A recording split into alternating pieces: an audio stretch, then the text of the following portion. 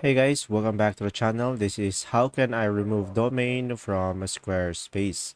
So guys, first thing that you will do is simply go to squarespace.com and make sure to sign in into your account. Now from here, just simply click on your profile.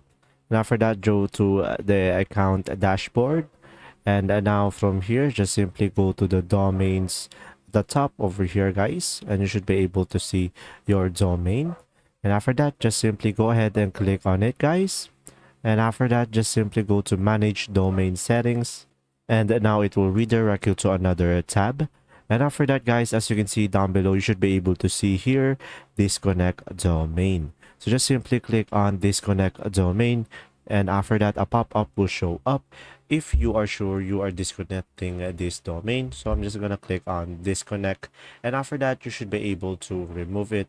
And that's simply about it. If this video was helpful, please like and subscribe, and thanks for watching.